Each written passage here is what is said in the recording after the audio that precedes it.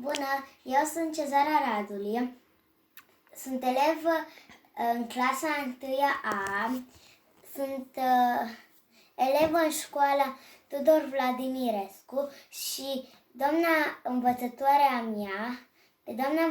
mea o cheamă Daniela Mureșan.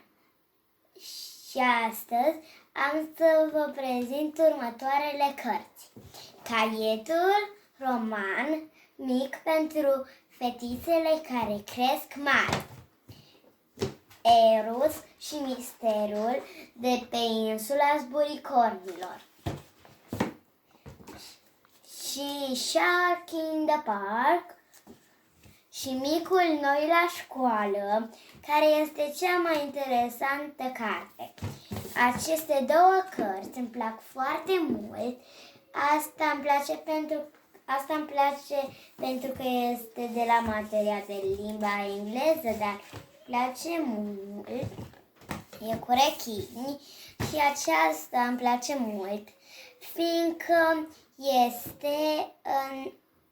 este morala că ne învață să ne ținem împreună. Și caietul îmi place pentru că și caietul are multe secrete în el, iar Eros și misterul de pe țara Zburicornilor îmi place pentru că este interesant și are zburicor. Bine, să începem cu caietul roman mic pentru fetițele care cresc mari. Uite, așa. Această carte este foarte interesantă. Mie îmi place foarte mult pentru că are foarte multe secrete și este o carte în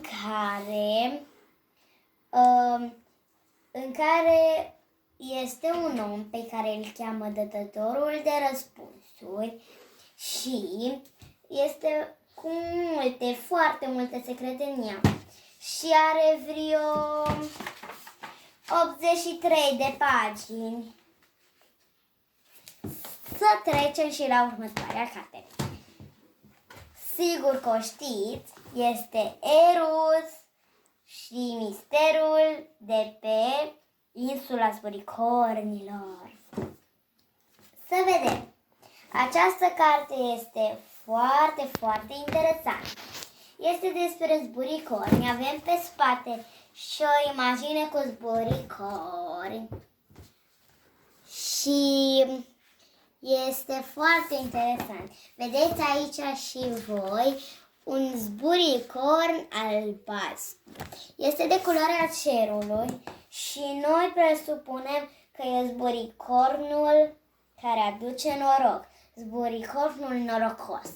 Bine, asta a fost Eros și misterul de pe insula Zburicornilor. Să trecem la Shark in the Park. Shark in the Park este cartea mea preferată, doar că este în engleză și are vreo 16 pagini. Dar nu paginile contează, contează cât de frumoasă e cartea și ce înveți din ea. Iar cartea asta te învață să nu fii sperios. Doar investigează înainte să acționezi sau gândește-te de vreo 3-4 ori. Asta a fost cea de-a 3-a carte. Să trecem la cea de-a 4-a carte, care este ultima carte, dar este cea mai preferată din toate aceste cărți. Este Micul noi la școală. Această carte este foarte interesantă și de asta m-am decis ca astăzi să vă arăt ultima, ca filmarea să se termine cu ceva foarte interesant. Bine, asta e clasa norilor și sunt personajele din poveste, doar că nu personajele principale.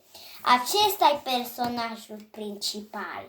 Vreau să zic că acesta este Micul noi Și noi ne ținem împreună, de aceea numele lui este Noi. Pentru că, uitați aici, un om plus un om face noi.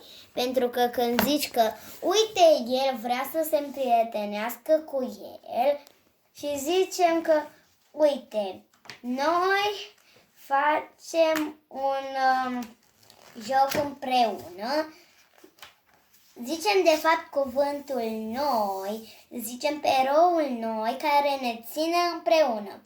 Noi locuiește în inimile noastre. Noi e un supererou. Noi te ajută să mergi cu bicicleta pe dealul în sus, chiar și cu bicicletele care nu au viteze. Cu noi e mai plăcut să înveți. Iar cu noi poate crește ceva uimitor și minunat. Doar că uneori lucrurile nu merg așa bine cu noi și uneori noi are nevoie să ia o pauză. Și vă mai spun un lucru, răutățile și vorbele urâte rănesc pe noi. Și când doi oameni se despart, uite cam așa, uite, acesta a râs și vă zic ce a spus. Ha, ha, ha, ce scârbos! Stă și se scobește nas în loc să prindă mingea. Asta i-a spus Eric la Matei, ceea ce l-a rănit pe Matei, iar noi și Matei au plecat undeva să se ascundă, supărați pe Eric. Au dispărut și culorile după ce Matei a plecat. De asta eu zic să plecați mereu în căutarea unui coleg care s-a supărat și să-l pedepsiți pe cel care l-a supărat. Să-i spuneți vorbe frumoase, să-l înveseliți pe cel care s-a supărat. Uite, să vedem. Maria și Robert au început să-i spună la Matei. Maria a spus, Matei, nu asculta ce spune el, toți ne scobim în nas. Iar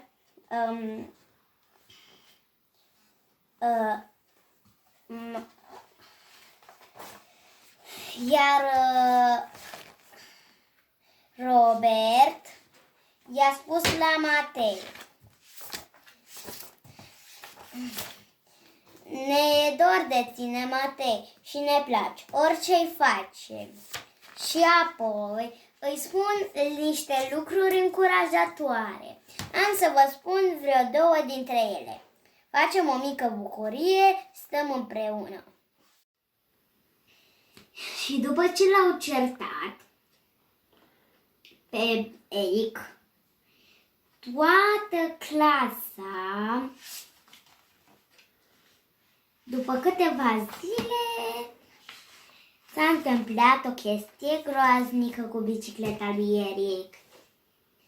Copiii, joia, mergeau liniștit către școală, iar Matei îl căra pe noi pe bicicletă. Mergeau liniștiți când îl zăresc pe Eric, că stă și lângă bicicletă cu casca pe jos, ghiozdanul lângă el și roata desumflată. Și apoi o fetiță zice că, de fapt Maria zice că haideți să luăm un lighean plin cu apă, roata să o luăm jos de pe bicicletă și să învârtim toată roata în apă. Așa vom găsi crăpătura.